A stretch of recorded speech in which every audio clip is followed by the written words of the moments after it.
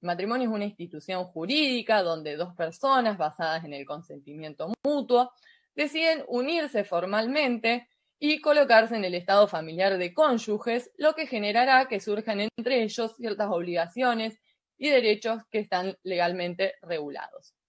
El matrimonio también podemos definirlo como acto o como estado.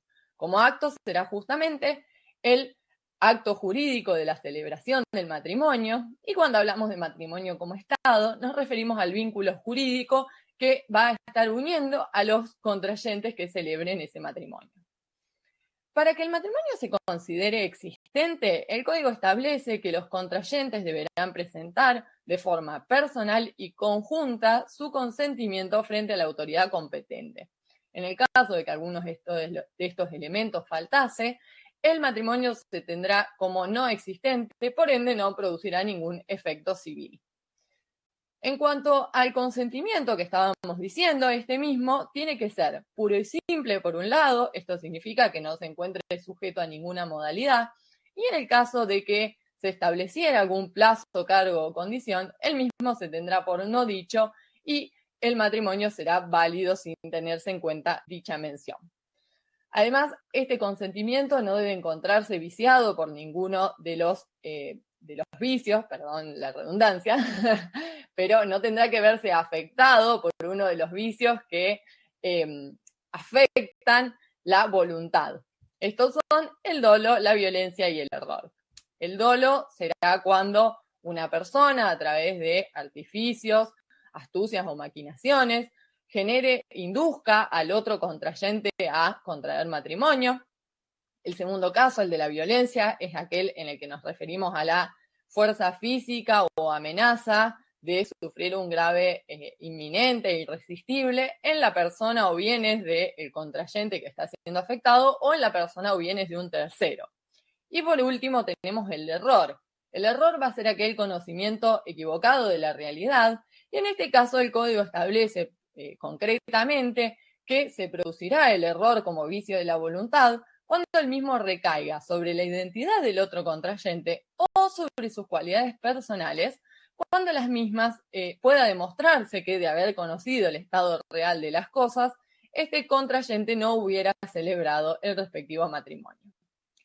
Además, para que el matrimonio sea válido es necesario que no se presente ninguno de los impedimentos que más adelante vamos a ver. Y también dijimos que el consentimiento tiene que ser prestado frente a la autoridad pública de forma personal. Esto significa que no se admite el matrimonio por medio de apoderado, ese consentimiento no lo puede prestar un apoderado, y también conjunta. Cuando decimos conjunta nos referimos a que ambos contrayentes coincidan en tiempo y espacio.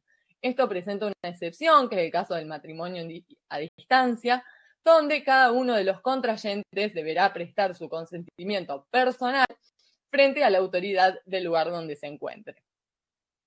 Vamos a pasar ahora a ver la aptitud para celebrar el matrimonio. La podemos separar entre aptitud natural y legal. Vamos a comenzar con la aptitud natural. El codificador lo que buscó es que los contrayentes del matrimonio, tuvieran cierta madurez mental que les permita asumir con responsabilidad los derechos y obligaciones que surgen del matrimonio. En principio, lo que estableció fue que no podrán contraer matrimonio los menores de 18 años. De todas formas, previó dos excepciones para esto. La primera de ellas es en el caso de los menores entre 16 y 18 años, los cuales podrán celebrar matrimonio cuando se cuenten con la autorización de sus representantes legales o previa dispensa judicial. ¿Qué es la dispensa judicial? Es aquel levantamiento de la prohibición para celebrar un determinado matrimonio que realiza la autoridad competente en el caso concreto. Además, también tenemos otra excepción, que es la de los menores de 16 años. En este caso, solo podrán celebrar matrimonio previa dispensa judicial.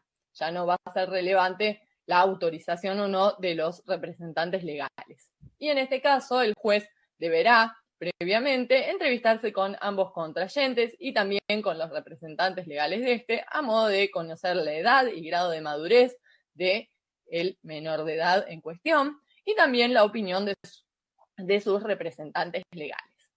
En cuanto a la habilidad mental, El código establece que no podrá contraer matrimonio aquella persona que se encuentre carente de salud mental, sea esta física permanente o provisoria, y en este caso podrá celebrar matrimonio solo con dispensa judicial. Esta dispensa judicial fue tenida en cuenta para tratar de garantizar el paradigma de no discriminación.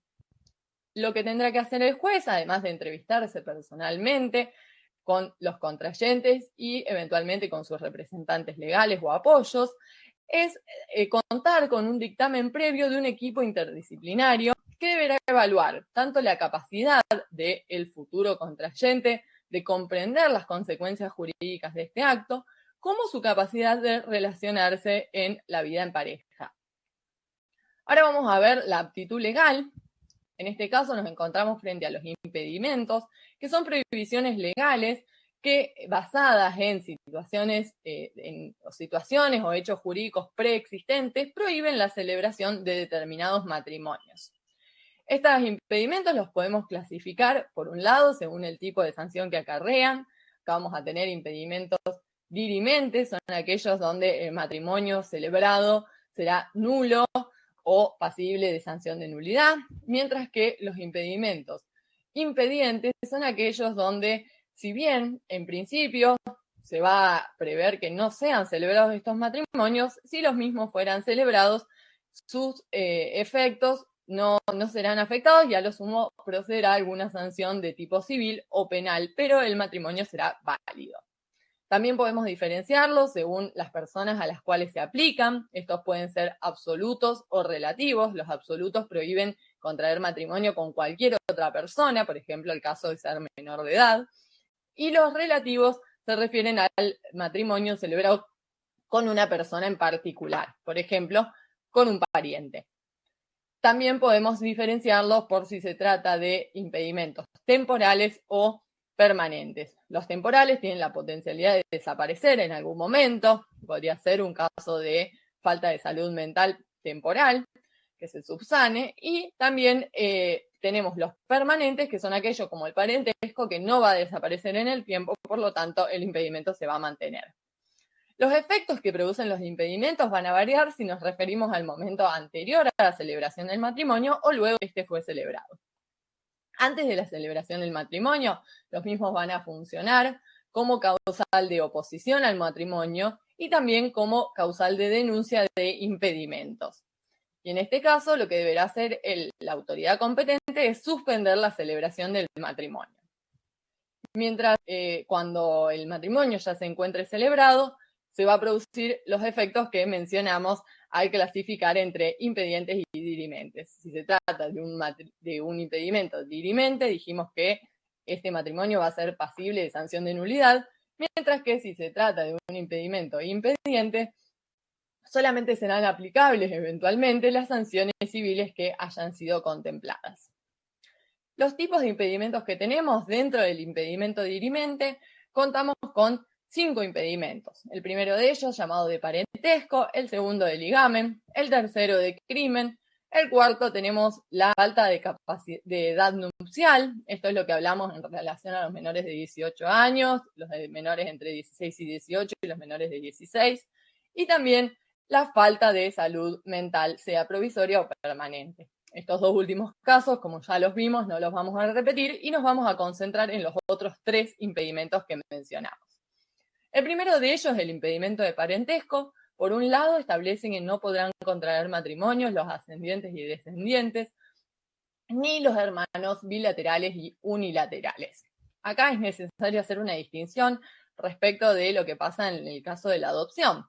En la adopción plena habíamos dicho que había una excepción a la ruptura del vínculo de parentesco entre adoptante y entre el adoptado y su familia de origen. Esto es justamente con respecto a los impedimentos. Aquel que haya sido adoptado por medio de adopción plena mantendrá el impedimento de parentesco respecto de la familia de origen. Y en cuanto a la adopción simple, como dijimos que la misma solo produce un nuevo parentesco entre adoptante y adoptado, las causas, los casos en los que no podrá contraerse matrimonio es justamente entre adoptante y adoptado, entre dos hijos adoptivos de un mismo adoptante, entre el adoptado y los descendientes del adoptante y entre el adoptante y los descendientes del adoptado.